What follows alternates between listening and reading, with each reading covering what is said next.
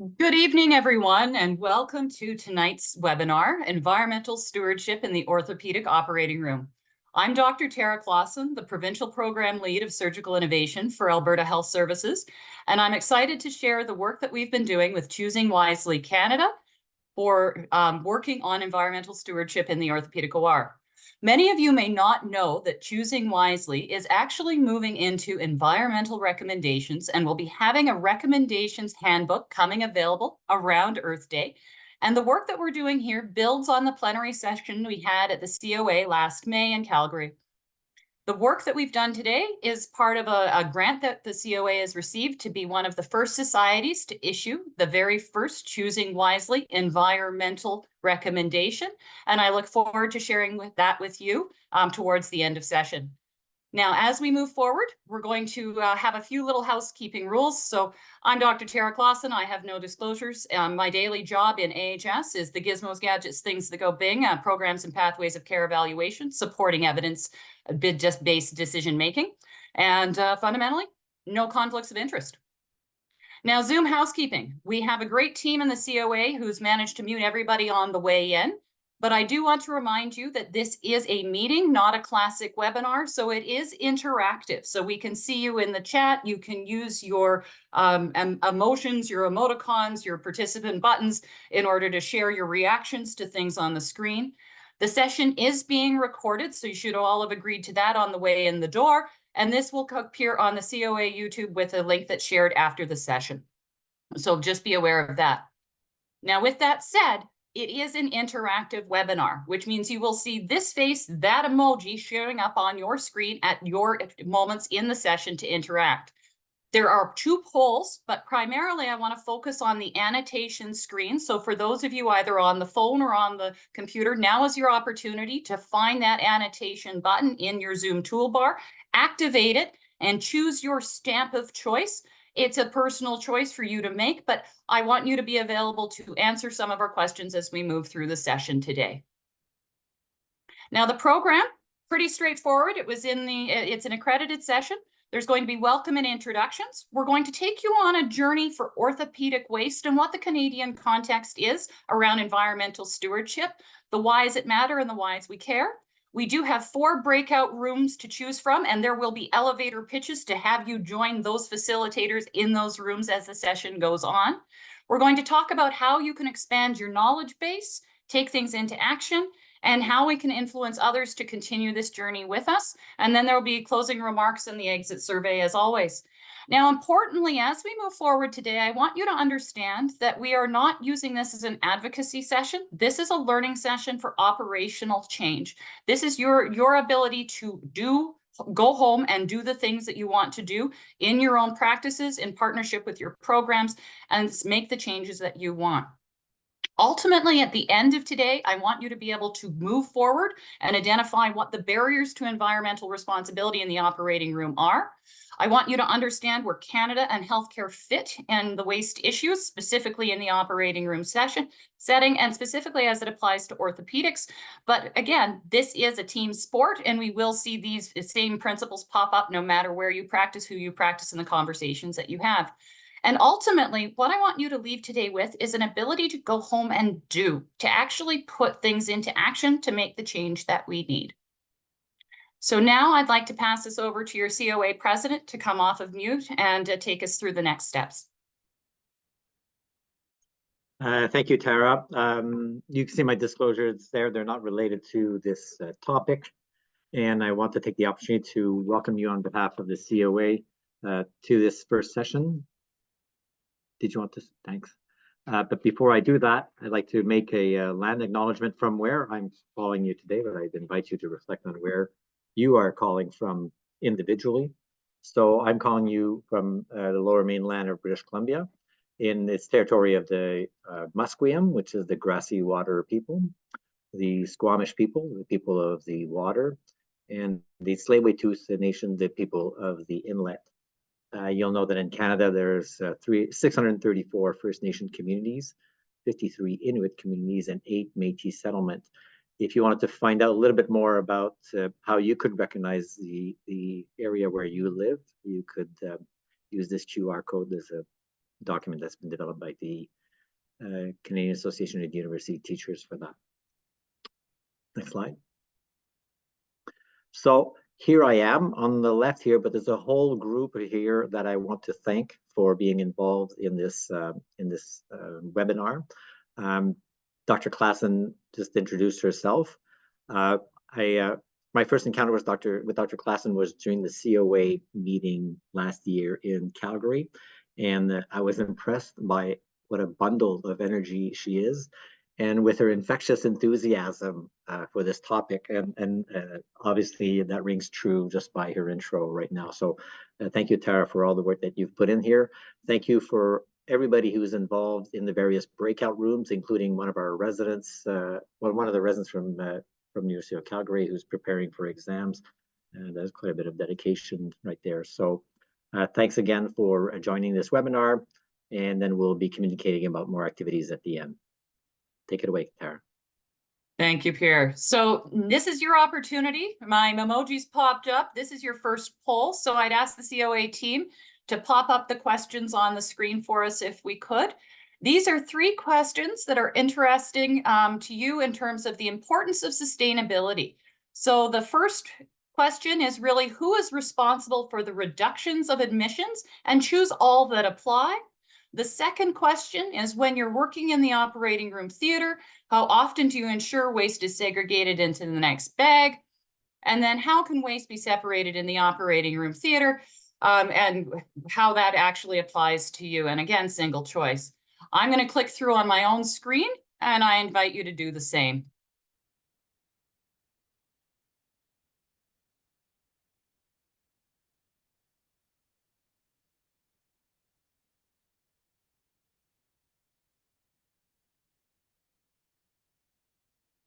And I see that we have some annotations also popping up, so I'm never quite sure where that ends us up in relation to the poll.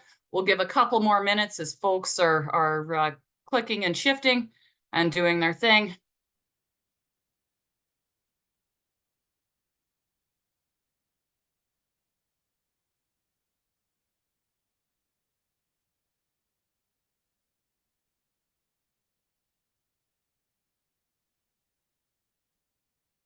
Okay, I'm going to clear the annotations, and I'm going to see if we can share the results from the poll from the COA side of things, please.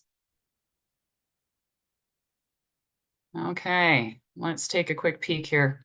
So in our opinion, who should be responsible for the reduction of emissions? Obviously, our executive leadership gets the big pit at 62%. Sustainability manager, if you have one, 59%. Hospital OR manager, 64%. Consultants, 49%. And all staff and contractors, 70%. Okay. I'm going to go down to our waste in the operating rooms. Always, sometimes, rarely, and never. Sometimes seems to be the chosen horse, but I appreciate the honesty that, sometimes it never happens. And then fundamentally, how can waste be more effectively shared in the operating room? 3 bins in all areas of the OR, sign above the bin, and training for the staff into the waste on each bin. So we're really running thirdsies here. So I'm going to challenge you to keep some of those in mind. The one that I want to focus on is this one first, because I want to share what we saw from the UK, where I borrowed this particular conversation from. There'll be, so if we look on the left-hand side of the screen, who should be responsible for a reduction in emissions? All staff and contractors, this is 76%. That runs pretty much what you said at 72%, and then sort of shifts on out. Now, importantly, based on the fact that we have 96 of you on the call, these numbers were based on our UK and Irish colleagues who did this survey, and about 132 of them replied. So pretty much there's a general opinion that it's a responsibility of all of us in order to do this. Now, other things that I want to think you to sort of forwardly think, and these questions will pop up a little later, are when we're considering procurement, do you consider the environmental impact when you're buying something or selecting something for your practice? And do you actually make time for this conversation in terms of during either the pre-operative checklist or the safe surgery checklist or the timeout? Is there ever a moment when you stop and think, how could I be green? I'm going to tell you, your Irish colleagues never do this, so this might be one of those easy behavioral changes. And I'm not saying to do it every time, all the time, but really when you're in the OR is an opportunity in order to have a conversation. Now, why are we all here? And again, I said that this is not an environmental advocacy talk. This is about planetary health and how it impacts the health of human civilization and the state of the natural systems on which it depends. We're interdependent, and fundamentally, it creates a paradox for those of us in healthcare. When we're talking about planetary stewardship, and this is stuff that you hear all of the time, this is the political slide. This is really where we're saying that, greenhouse warming is happening. And fundamentally, the world is heading to a 3-degree temperature rise if we do not mitigate this in some fashion. The Paris Accord, which we always see in the news, always cited, has that target to limit global temperature rises to 1.5% degrees Celsius above pre-industrial levels. So really, we want to stop it before it gets to the 3 degrees C, and we're going to do that by mitigating efforts. The reason why this matters and the reason why we think about this is warming temperatures, rising sea levels, more extreme weather events are increasing throughout the country. And these do interact with the climate around compounding the ecosystem, the biodegradation, the biodiversity loss. They impact the state of being of the people, the planet, and the things that live on it. Now, importantly, Canada is warming at twice the global average. And, there's sort of a cause and effect there, with Canada having the second highest emissions per capita in the world. So we really want to take our future into our own hands. Now, why does it matter for healthcare? As I said, this is a paradox. As we actually see the climate change, it presents new and increasing impacts on individual and community health. This can be direct or indirect. So a direct effect would be something like wildfires cause emissions, cause bronchial disease. We have respiratory distress. We might see the rise of things like Lyme disease because we don't have cold killing wintered frosts. You might have increases in infections. You have issues with mental health, with evacuation, trauma, anxiety, and PTSD. We had significant issues with that this year with the wildfires across the nation. We know that the cost of food is rising because of the rate of climate change, and this leads to things like malnutrition, availability of healthy food for effective pricing. And ultimately, what this does is it increases the burden on population. Now, importantly, because of these effects, it's not equal or equitably distributed across the nation. It impacts the disenfranchised, the vulnerable. And ultimately, we have to be aware of the fact that we in healthcare are both a contributor to the problem and also receive the consequences of climate change. What do I mean by that? Well, healthcare produces environmental impacts. If they didn't, we wouldn't be here today. We know that we contribute to the problem. The problem is climate change that's making people sick. So we have more people who are sick and we have sicker people. Where do they end up? Back in the hospitals, back in healthcare, needing our support, which means we're using more resources to make them better, which then means we're creating more emissions, more waste, more contribution to the problem. So we're in a vicious feedback loop that if we don't stop, we're going to continue to get worse. And that's really why we're all here today. The climate change crisis is the greatest global threat to health in the 21st century. That's not me saying that. That's the World Health Organization saying that. And it's a truism. We know that the planet is getting sicker. We know that the people on it are receiving the consequences of it. And you all are the people who are having to respond to it. And thus, we're in this paradox. So again, finding your annotations on the side of the screen because the emojis appeared. I want you to tell me how many greenhouse gas emissions, what percentage healthcare contributes globally. Feel free to go to the screen. I'll give you a minute, find your clickies and start filling in that space for us. Is it 2.8%, 5.2%, 10%? I love that we've got the 5, we've got a race neck and neck between 5.2 and 10%. Somebody thinks 2.8, not leaving it alone. We've got stuff in every square. Fantastic. Find that clicky. You're going to need that clicky again shortly, so don't lose it. Oh, I've got a big old circle. I love that. Nobody's drawn a frowny face yet, so, that's all to the good. Okay. Perfect. Gonna click forward, gang. Let's see who was in the right square. So this is the statistic I want you to take home.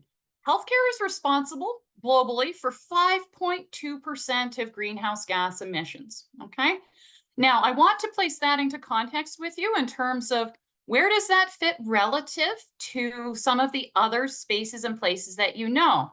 So who's been in the news? Taylor Swift's been in the news. Taylor Swift's been flying around the world. She's been going to her concerts. We know that the aviation industry is a huge contributor to greenhouse gas emissions. Globally, can you tell me whether we have healthcare as higher greenhouse gases than the aviation industry or lower greenhouse gases than the aviation industry? Choose your weapon and go to town. Whoa. I would say we're running about 50-50. Clickies, clickies. Okay. Give you another moment.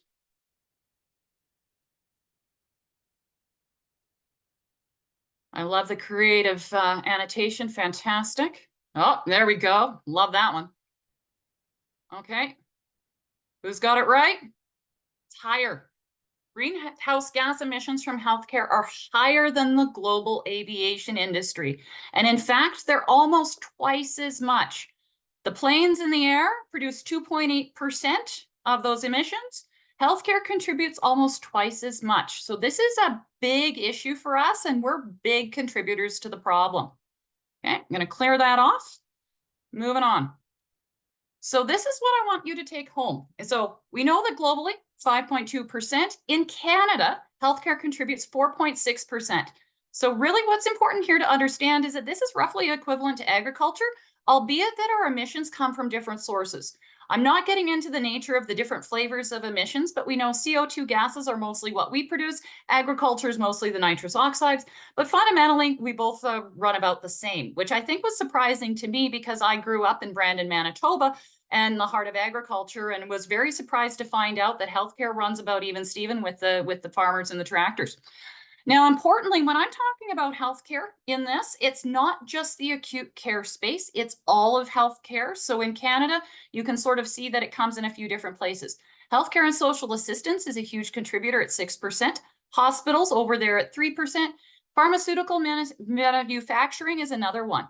Now, when we actually break that down, we can see that we're actually getting worse in terms of the problem. In 2009, we produced just shy of 30 million metric tons of carbon dioxide. Now, in 2014, it's 3.3 million tons of metric tons of carbon dioxide, and it continues to go up. When we actually break that down by contributors, it's not the public hospitals that are the worst. It's actually the pharmaceutical industry, all of the things related to it. The prescription and non-prescription drugs take up the biggest component at 25%, the hospitals at 22%, and the physicians in your general daily practice looking at 13%. So we're all contributing in some form or flavor. Now, I think it's important for us to understand that it's not just us on the front line who have taken on this challenge of reducing down our emissions. In fact, there is a Federal Sustainability Development Act that came into place in 2008, and this actually requires Health Canada as an organization to mitigate its own environmental footprint. So even at the top of the pile at the regulatory space, they're working on this problem as well. Now, when we compare ourselves, because I like to do the comparison, I'm a scientist and I enjoy it, Canada in the blue button, ignore the clicky, the hashtaggy bars on that, they came with the figure. What I want you to focus on is the pale blue bar at the bottom. Canada has about 26% of our expenditure per total, and in the emissions as well. The US and Australia run about evenly at 40%. And I think this is important because the UK has really started to lead the world in terms of taking drastic measures to reduce their carbon footprint and drive down their greenhouse gas emissions. This includes baking in a required 10% score in any RFP they use for procurement in order to score that as part of their sustainability category. Now, when we're looking at healthcare, and we just, and I'm picking on the NHS for this one because they have fantastic infographics. This is the healthcare system. This is the NHS. This is how this pie gets divided up. The daily doings of the organization in terms of waste, water, gases, etc., fleet travel is the smallest proportion of the pie. The part that we control, the world that we live in, the medicines, the equipment, the supply chain that supplies those things, are really where the bulk of the carbon footprint come from. So these are the things that we can directly impact through our choices in clinical practice, in maintaining our programs, in deciding how the way we do things. And ultimately, I really do want to challenge you. So I said, Canada has 26% of greenhouse gas emissions. We know that our space in the general healthcare space is there. And I love that you took right out to there, taking my face at there. Tell me, how much waste does the operating room generate relative to, the healthcare system or the acute care hospital?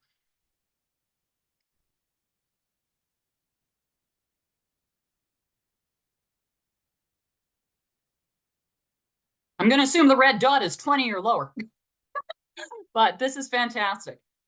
I'm seeing we've got a good spectrum of answers here.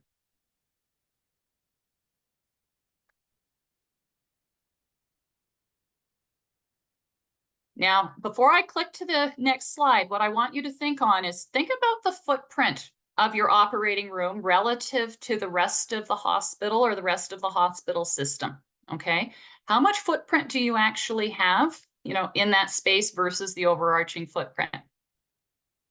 You're responsible for 30% of all of the waste. Now, some of you, clearly that's a surprise because you picked a bigger number, but at the same time, you are the smallest single footprint in terms of space, units, teams, relative to the larger hospital, but you are the single largest contributor in terms of service, and I'm going to jazz hands that one's a little bit in terms of that, okay? So you have a lot of control and a lot to contribute in this space.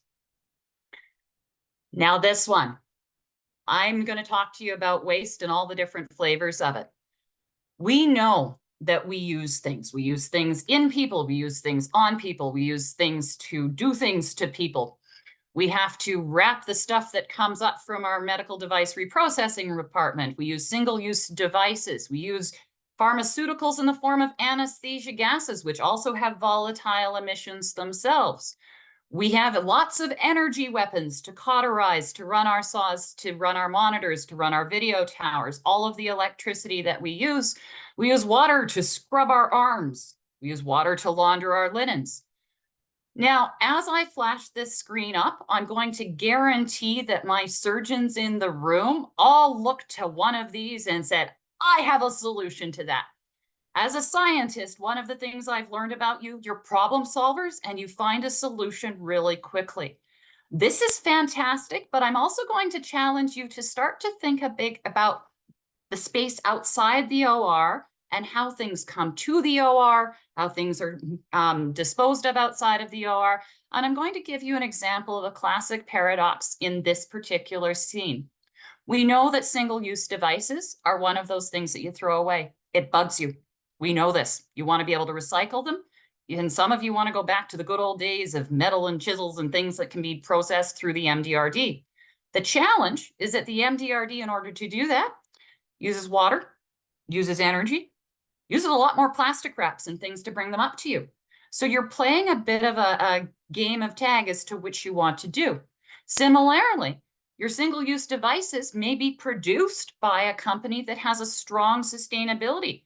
Their manufacturing may be solar. They may be having effective logistics and warehousing so that they're minimizing transport and emissions through their fleet. They may have an ability to send that back for recycling. So where does that fit in your conversation? There's lots of opportunity here to say, I have a solution, but this is a team sport for all of the things that come into your world. And there's many different ways to tackle the problems. Some of them are easy. Some of them are complicated. Some of them you can do. Some of them you're going to run into the immovable object. Some of the immovable objects in my world that I found out are infection prevention control practitioners, our contracting and procurement and supply management teams, our MDRDs, because they do not have the footprints for being able to do these things or the equipment to do these things. The warehousing for storing or stocking all of these equipment and instruments. These are things that are difficult to do. In fact, even just last week, I found out that one of our smaller rural sites does not have the ability to have a trash compactor and recycling on site because of the footprint that they have available, and thus their recycling efforts are limited. So there are sometimes there's things that you just can't do even when you want to. Now, when we're talking about sustainability in orthopedic surgery, most of what you'll find published has focused on waste audits, so knowing what you're throwing away and why, and performing comprehensive life cycle analyses. So just like I talked about of how do you manufacture something all the way to where it ends up at the end of the day. Now, I want to just put it out on the screen that a single waste audit for a single hip arthroscopy produces just shy of 6.2 kilograms of waste, okay? This comes in the form of things that go straight to the landfill. We have all of those sterile wraps that all of those MDRD things come up in. We have a bunch of laundered linen that goes back to whichever resource to going through the process. We have a small amount of recycled plastics. We do have our sharps, so these are our metals, and our biohazard waste. And ultimately, if you actually want to think about what this means, is that a week of hip arthroscopy generates the same amount of waste as a family of 4. Okay, so that's really how to put that in perspective. Now, when we're talking about knee replacements in Canada, we can see that, and this is a paper from 2008 and 2009, all of the knee replacements generated approximately 2,000 garbage trucks of waste by volume. So just take a moment and think of 2,000 of anything. Then upsize it to a garbage truck. It's a lot of waste. What I've done is I've kind of given you an example of the things that you're throwing away in a total knee replacement. You may have never counted them. I can guarantee your nursing colleagues have. Lots of gloves, lots of sponges, the gowns, the masks, the blades, the syringes, all the way down to the gauze. And honestly, I couldn't even include 1,000,001 blue wrappers, plastics, elastics, and things. And you can all know what your trays look like. Now, one of the other challenges in this space, which is just an efficiency thing, there is something called overage. This may be new to some of those on the call, especially in my world on the policy side, but overage is a source of waste, which is due to an instrument being prepared when it is not used and not needed. Okay, so this is creating energy and water for your MDR team to do. This is the blue wraps that they come up in that have to be then disposed. This is creating extra things that you may not need, and perhaps, streamlining your pick list may actually help here. Now, when we take a look at that 6.2 kilograms of waste that's generated in orthopedic surgery, most of it comes in the preoperative phase, and what is generated there is recycled. We know that our nurses unpack everything, and whatever they can sort and share out is sent for recycling. This may be the boxes that the implants come in, this may be the plastics, this may be the paper. But ultimately, when we're looking at the other side, the intraoperative phase, you produce a lot of waste, and a lot of it is not recyclable. Okay, so it's not your fault. You're in the body bits. There's lots of things that you generate. It's just not doable to send it through the recycling pathway. And ultimately, you all are doing something a little bit different and generating different amounts of waste. The problem is your arthroplasties, you're the ones who are generating the most waste of any type per case. So pick a flavor. And it is where you're actually getting the biggest bang for your buck in terms of recycling. So the good news is, even though you're producing more waste, you're also recycling more of it.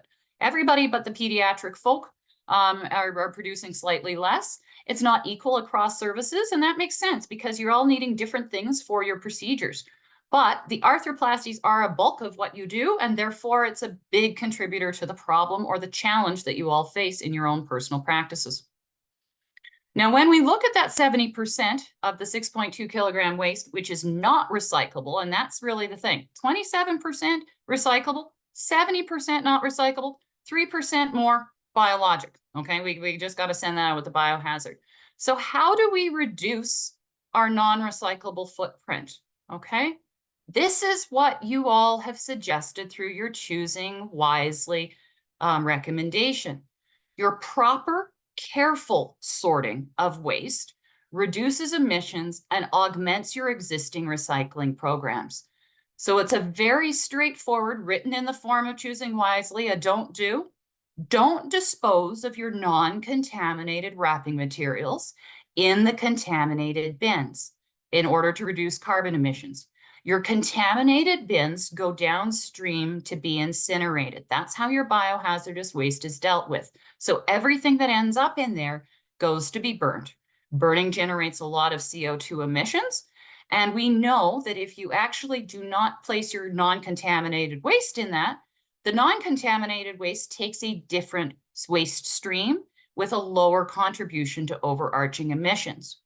Now, that's the rationale, and that will be published in the COA the Choosing Wisely Handbook for Recommendations as one of the examples from one of the societies, all of you, I'm making towards as an example for that. This is what the grant was that we received to do. Now, the reason why we picked this particular don't, and let's face it, there's lots of don'ts that we talked about already, but this is one that you can go home tomorrow, tonight, whoever's on service, and start doing. It's quick and easy to implement. It costs absolutely no money to do, right? It's just sorting. And importantly, I'm focusing in on the perioperative world in the OR, but this is actually something that can be scaled to anywhere where procedures are performed and contaminated waste is generated. Sort well, sort properly, reduce the things that don't have to be burned by diverting them into a different waste stream, okay? This is what we want you to go home and do. Now, this is another poll that I'm going to ask to pop up, but it actually speaks to some of those waste and recycling. I think I got my questions out of order, but we'll go and pop up the poll. Poll 2, okay. So when you're considering procurement of a new product in the OR, how much consideration do you give to its environmental impact? None, some, high, not my world. Similarly, at team briefings prior to surgery, do you ever discuss the way to make the operating pick list more sustainable? And I'm even going to expand this out do you ever just have a conversation about this with your colleagues? Okay, I'm going to go ahead and click my answers. Feel free to generate yours.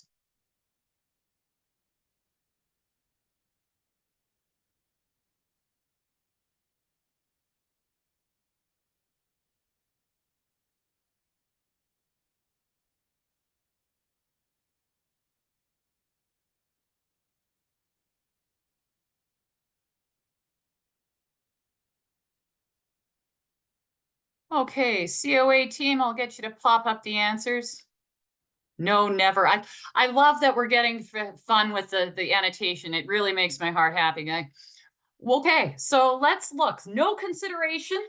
That's pretty common. Some consideration for procurement and green factors.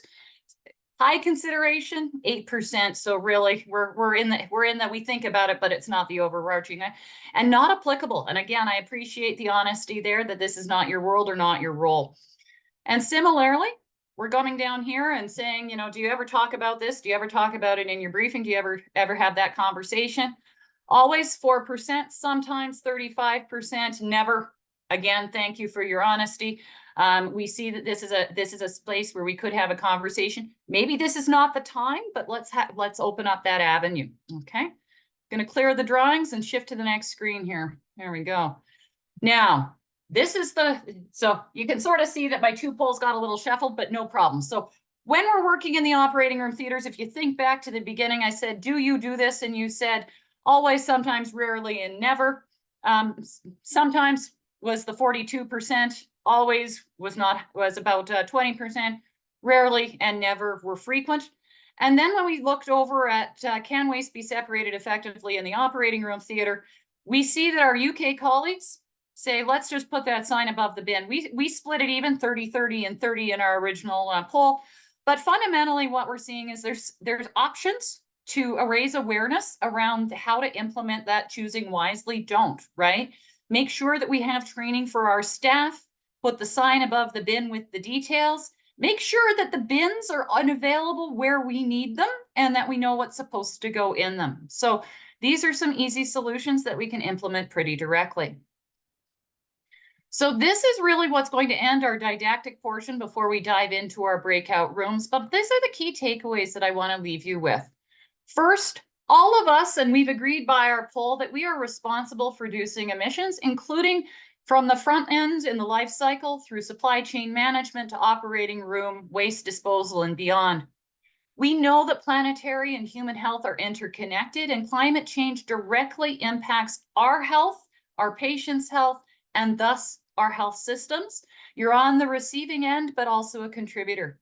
We've learned that healthcare contributes 5.2% of global emissions. Canada is the second highest per capita emission with a rate at the 4.6%. And the majority of healthcare carbon footprint is from the supply chain, as we saw, whether that be drugs, devices, or other things. Acute care, and specifically our operating rooms, are responsible for 30% of the emissions, even though you have the tiniest footprint in the hospital. And ultimately, we know that we're stuck in this paradox where healthcare is both a cause of and receiver of the climate change related issues. If we can tackle one, we can help the other. Ultimately, 74% of the waste produced in the preoperative phase can be recycled, but 73% of total waste in your procedures can't be. And so what we want you to do is take better management of your waste streams to ensure that you minimize what needs to be incinerated and maximize what can be diverted to other spaces. And ultimately, we're looking at strategies such as reduce, reuse, recycle. And I'm going to introduce you to two concepts on the flip side of the break: rethink and research. So really excited that we're shifting into a conversational part of the day. So we're going to move forward here and we're going to go into our breakout rooms. So I'm going to introduce each of those rooms and our facilitators. The takeaway here is we want to generate an opportunity for you to have a conversation with us, with yourselves, with your colleagues around 4 key areas. And so this is where we're headed. First, Pedro Reyes is our new surgery sustainability lead in Alberta Health Services, and he joined the team in December. So he's going to lead the I'm new to this room. Pedro, if you'd like to come off of mute and give your elevator pitch here to have people join you, I'd have you to have Yes, thank you. Can you guys hear me? I was having issues with my audio. Okay, awesome. Yeah, so thank you, Dr. Clausen. As mentioned, I'm Pedro Reese, and I'm the new surgery sustainability for Alberta Health Services. And I'm new to this. I've just joined the team in December. So like many of you here, I've been drinking from the fire hose, learning a lot about sustainability in healthcare and more specifically in surgery. And, with all the information overload and excitement about all the possibilities, I often find myself asking, okay, how can I start? How can I do my job and support the teams across AHS who wants to start their sustainability journey, right? So this breakout room will be about us having those types of conversations on how do we move from advocacy and awareness to hands-on? How do we operationalize all these great ideas? We're going to be discussing initiatives that you might have started in your own organization or you would like to start, share some experiences on successes and challenges with sustainability related practice. So basically have a conversation on, now that we know all this, where do we go from here? What sparked your interest in sustainability? Do you have access to the resources that you need to start your own journey in sustainability? Or is your organization have sustainability as a part of their strategy? And what are the benefits of having that as part of their strategy, right? So if this is the kind of conversation that you're interested in, please feel free to join me in this breakout room and we're gonna chat about it. Thank you, Pedro. And your disclosure slide is on the screen. Pedro, like me, no disclosures.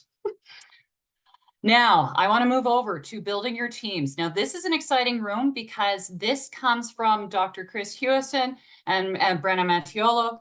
Chris Hewison, you've already been mentored by him as a learner in a team. His work was part of that recycling in the OR and the comparison across service lines. So Chris has experience doing this work, building a team, being part of the team.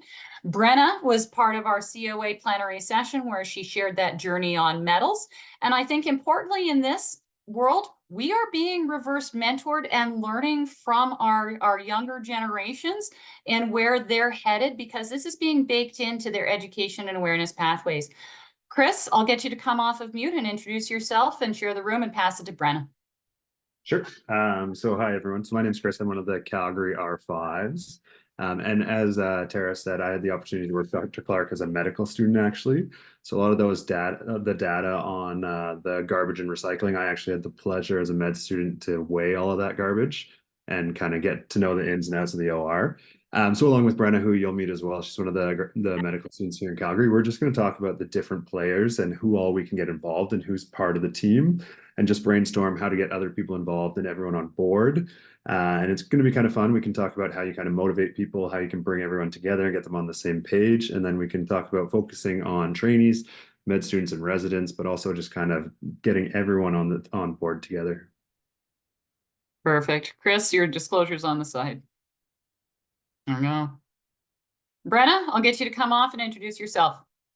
Hi, I'm Brenna. I'm a second-year med student at U of C. I'm really excited to be here today.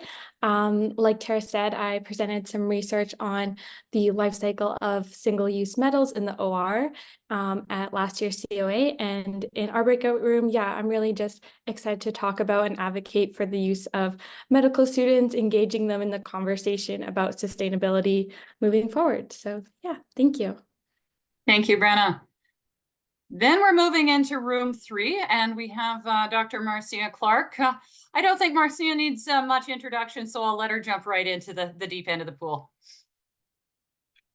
Thanks, Tara, and thanks everyone for joining us for this conversation. Our room is going to take the leadership lens. How can we as leaders help influence these initiatives? What actions can we take to promote sustainability? How do we balance those short-term financial concerns with long-term sustainability goals? Can we think of examples in other organizations that we can translate over into our world? What can we learn from other countries and industries? And how might we approach it from a leadership lens to solve this? So that's where our conversation is going to be in our room. And I put your disclosure slide up, Marcia. Thank you. Yeah, I just do some consulting work for a technology startup, Provera. Thank you so much. And then room 4, for those of you who'd like to science the system with your friendly neighborhood scientist / phone a friend, this is what I actually did as the in-system, on-system, for-system scientist last year as part of my program. I was tasked from my leadership to go out and find out all about what this means, both in the great big concepts that we talked about at the beginning, but also where the rubber hits the road in terms of our teams. Do we understand what our healthcare system is from the program, from the site, from the system level? How do we relate to others in the organization, such as the corporate, the contract procurement, supply management, the infection prevention control, our IT colleagues, our waste management, our linens, all of those fun things. They're not necessarily baked into our world, so we have to understand them. And because I'm a scientist, I live for data, I love the numbers, and I live for KPIs. So if you want to talk about that, please join me. And as I said, I'm unconflicted. So now, this is your moment. We're going to start to share the breakout rooms. Room 1, you're new to this. Room 2, building your teams. Room 3, leadership lens. Room 4, sciencing the system. COA team, work your webinar magic for me, please. And I'll see you all back on the other side in approximately half an hour, maybe 25 minutes to give us a bit of extra.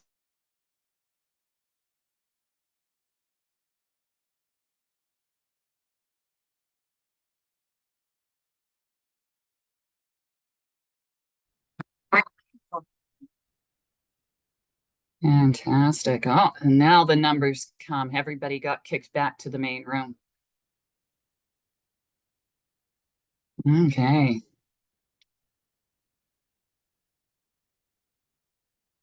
Now, as expected, we did have some attrition coming back. I think we're all back in the room. Yeah, I see Brenna, I see Chris, I see Marcia. It's okay. I primed our group for the QR code at the end. I told them they must stay for the toolkits at the end. Oh, fantastic. I'm just confirming. Do we have Pedro back in the main room yet, or is his room still open? I expected I'm here. Okay, perfect. Just I can see everybody but you now. I can see you. Fantastic. Okay. Welcome back from your breakout rooms. I really hope that the conversations were fantastic and fulsome. We all went a little bit left and right and off book, so I'm looking forward to hearing the debriefs and what happens. So I'm going to stop sharing my screen for this particular section so I can actually scribe in some thoughts in real time as the teams come up. But Pedro, I'm going to ask to prepare for you to provide us some updates from the I'm new to this. What did you guys talk about? Yes, thank you, Dr. Clausen. So yeah, we almost got a bingo. So, but it was we probably had one, but I had an issue with my Zoom and I got kicked out. So, we've discussed, for example, the Striker program was one of the hot topics in the beginning. We've had some hospitals that share their experiences implementing it and how it was easy to get the whole, at least a collection piece. In terms of the Striker program, but also we had some folks from Quebec who did brought up that Ethicon is also doing that. So there was some interest in other sites here also wanted to connect with Ethicon and get them to also be in their hospitals for the reprocessing. And the interesting part is that they actually give a part of the proceeds back to the hospital. So there is a part of the financial sustainability there, which is great. We also talked a little bit about, we also talked a little bit about reusable gowns, and I was actually surprised to see one of the hospitals in Quebec. The team has been told that it is standard now to use disposable only. So they actually got rid of all of their reusable gowns and drapes, and also even the metal boxes for tools. And it had to do something to do with their MDR capacity, but they said it was actually the standards. For now, they're not using it in the hospital. So that's a challenge that they're having there to implement the reusable gowns. But also at some other facilities, the reusable gowns is now the standard. So you have some facilities that now it is the standard. They're getting rid of all of their disposable ones and only use the standard. So some wins in other places. We talked a little bit also about anesthesia gases, right? So there are some sites who were able to ban desflurane. They removed from their formulary. So I'll be actually connected with some of those right now because I want to learn about how they did that because we wanted to do that here in AHS. So, and they actually had a lot of buy-in from the anesthesiologists themselves. So that was very refreshing to see it. So we also talked a little bit about how low-hanging fruit initiatives that we can do in terms of the gases. For example, the sticker campaign, just bring awareness so the anesthesiologists know what they're choosing and why, or bottle nitros in a different room, so they have to make the conscious decision to walk, right? We talked a little bit of the leakage when it comes to nitro piping. And some of the challenges as well that we talked was, for example, organizations, sometimes they are very big, and the bureaucracy that sometimes we have, even when we do have sustainability as part of the strategy. So how do we get that support from top down as well, right? And we talked about the grassroots initiatives and how it's important to not get discouraged by the bureaucracy and the challenges, and do what you can. You do those little baby steps, the reusable bags, the reusable bottles, the stickers, right? The recycling paper, separating paper versus plastic in your OR, right? So those small things that makes a difference and gets the conversation going. And that's how you get buy-in from leadership, right? You show the results. You start with a QI project, show the results, keep that growing. Fantastic. I have written way more than 3 things in that particular bubble, but I love that you had such a wide-ranging conversation. And I really appreciate hearing that we actually have 2 different situations. One, I'm using reusable gowns and they banned them, and now we're only allowed to use disposable because of standards. So this is an interesting paradox for those teams, and obviously different wins, different solutions, and different folks.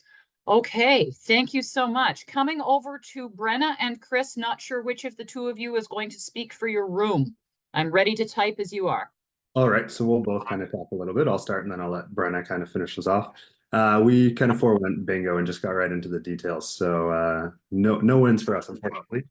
I think so. Some key points first, we kind of talked about the role that residents and medical students can play and learners. I think we're in a unique situation in that we kind of play, we rotate throughout the city, we see different staff, different subspecialties and all that. So I think, we can really kind of drive the change. And then we talked about how residents just can kind of integrate, that these sustainability projects could actually be good QI projects. Which is important because with the new CBD design for residency, we all have to do a QI project throughout our 5 years anyways. And then we kind of talked about there's Cascades, which is a Canadian group looking at sustainability in healthcare. And they actually have a resident lead who would be a great contact if anyone's kind of looking for that, and we can share that information. And then we also kind of talked about, how a lot of these things, it's the rest of the OR that's involved as well. And a lot of times, a lot of these things are kind of started by the nursing staff and our kind of other colleagues in the operating room. So it's good to get them on board. We kind of talked about engaging administration and policymakers a little bit. And I think kind of the overarching theme was, people want to make change, but they don't really know. So it's really these kind of small projects. And once they see the enthusiasm and kind of the passion for the change, that's when we could kind of start to drive it. So and I'll let Brenna kind of do the rest. Yeah, thanks. We had some great conversation. I think the general consensus is that people are really passionate and excited, but truly don't know where to start or don't know where to reach out to. So that was kind of a theme in our conversation. One note that really stuck out to me was the idea of a huddle before the OR case and having the opportunity for someone to present a passion of theirs or a passion project to the group. And that seemed like a really successful idea to start the conversation about projects that people are passionate about. And yeah, just kind of what Chris said about starting with small wins and small victories and projects that can show administration that they're not only saving money, but can really make an impact and it's not going to cost them something. So kind of small victories overall can convince the big players and the policymakers to really hop on board as well. Fantastic. And I really appreciate, we've chatted many times about this topic, but I really appreciate you pointing out, Chris, that there's this new requirement around the residents and QI requirements, and actually having an opportunity to harness some of these projects as research QI driven.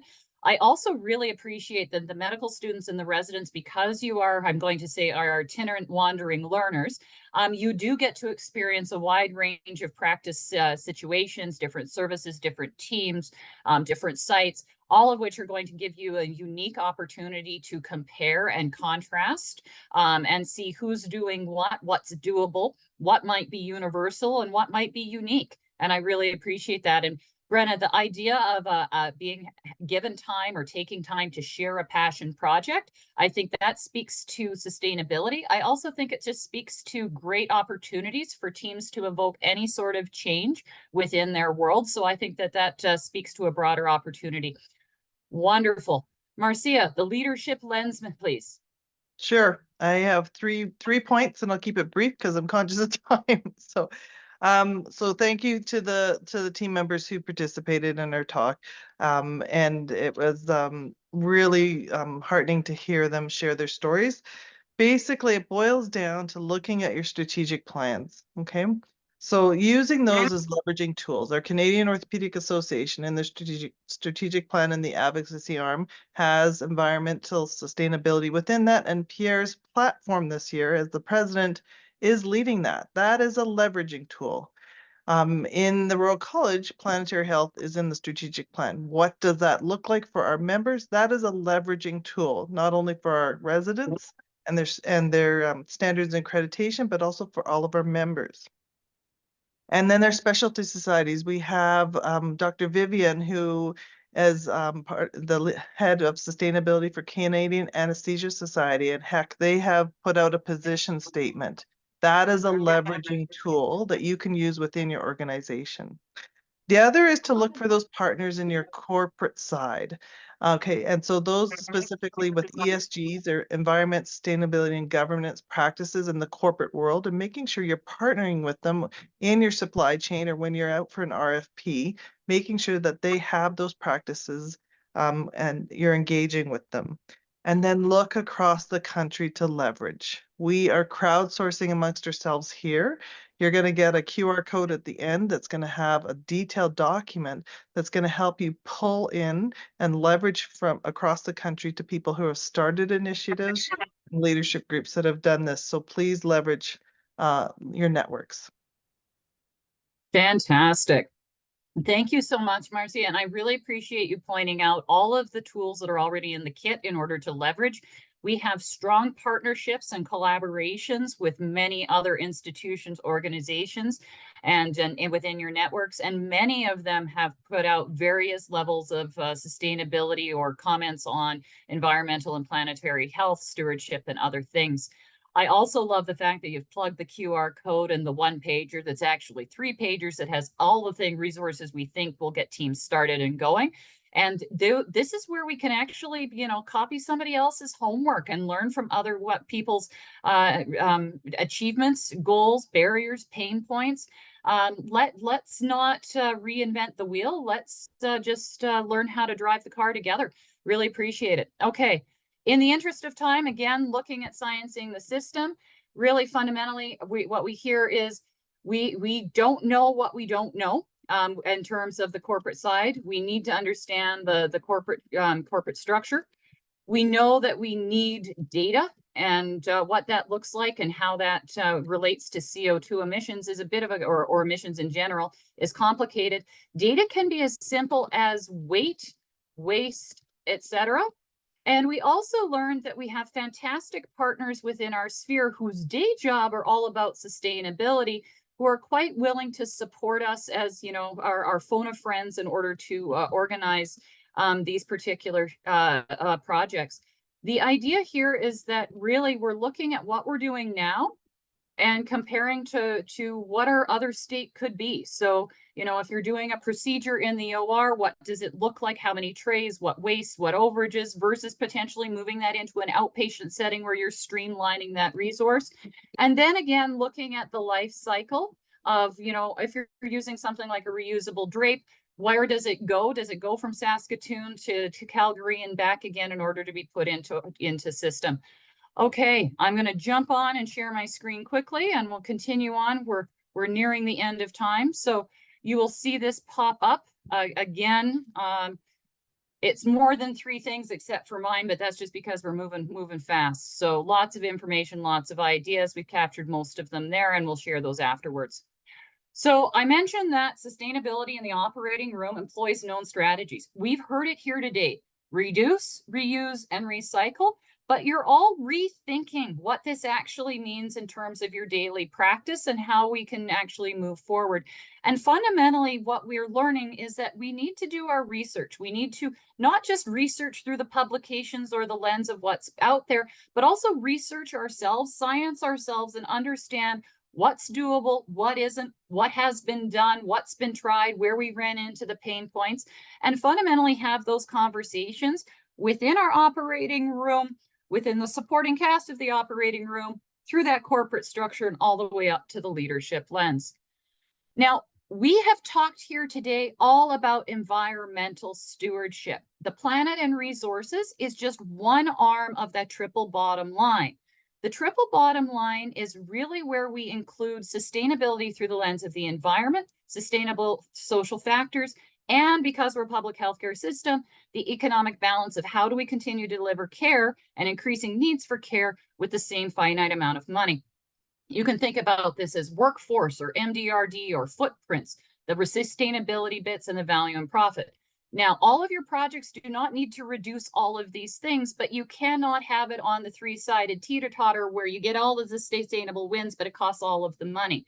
Think about your bring your own bag initiative with having your patients bring their own garment bag in, not providing them a plastic bag in the OR. That is not a profitable or a value saving proposition. It only is going to save $125 a year. It will save significant amounts of waste from going out to the landfill, and it will make everybody happy, including our patient partners who are happy to be doing something good for the environment. But it doesn't create any extra work for teams. Ultimately, what I want to leave you with from my portion of the presentation is that we are trying to be sustainable by meeting the needs of the present without compromising the ability of future generations to meet your own needs. And importantly, we heard from our learners today, Brenna and Chris, where this is really going to hit them in the future. Now I'm going to pass this back over to Guy at the end here. Everybody grab your phone if you want it. This is the QR code. We have 3 sections: planetary health, sustainability, perioperative health and sustainability, and programs and initiatives. The QR code will also be circulated around afterwards as part of the social media blast. So no worries if you don't get it in the quick clicky. Pierre, I'm going to let you have this slide and close us out with Marcia today. Thank you so much, everyone. Thank you for coming. Great. Thanks, Tara. Just a few words on the future, and actually, well, thanks once again for organizing this and for everybody who was involved today. Thanks for people attending today. This is a great show of interest across the country. And to follow up with that, I just want to let everybody on this call know that as of this past weekend, the COA board has approved a COA sustainability work group. If you have any interest in joining this, being part of this, it's at its early stages. It will have to define its mission and its vision and all this, and the board has asked us to go look at that and to come back with them with a plan. So if you're interested in that, you can contact Chelsea, who said she will put her email in here, or my email to let us know of your interest, and we'll be contacting you when the time comes for that. Chelsea@canorth.org, and I'm just putting mine right there. So, and that's the thing, this is, you know, a great first event, and then the first of many. I want to let you know about an upcoming similar Choosing Wisely Canada webinar, but this one en français in April, with a date to be announced. And then lastly, upcoming at the annual general meeting, we'll have a sustainability symposium, and we're pleased to announce that Miles Sargent, who's from MAC, will be participating in that. So yeah, that's all I wanted to say about that, and thanks to everybody for this. Please use the resources and keep in touch. Thanks. Marcia. Thank you, everyone, for joining. And for some of you, I've been honored and humbled to be your Royal College President-elect starting February 21st. And I am here for our members and our colleagues. I will let you know that planetary health is embedded in our strategic plan at the Royal College. And we are still trying to figure out what that means. And so we're going to need to hear from our membership. So please engage with the Royal College when those dialogues and emails come out. There will be a focused thematic group on this, and we are looking to crowdsource and touch the problem and solve it with you. So that's my little Royal College pitch. I will be reachable through the Royal College starting February 21st through special email. But again, the COA also knows how to find me too. So thank you so much for your time and attention tonight. And thank you to Tara and her team. Thank you, everyone. That ends the official part of the webinar, but you're welcome to stay and ask the team any and all questions if you'd like to. Otherwise, we wish you a good evening, a good weekend, and look forward to your responses in the survey, where we will be planning future events on specific topics and want to hear how you would like those delivered and which topics you'd like to go first. So thank you so much. Really appreciate your time tonight.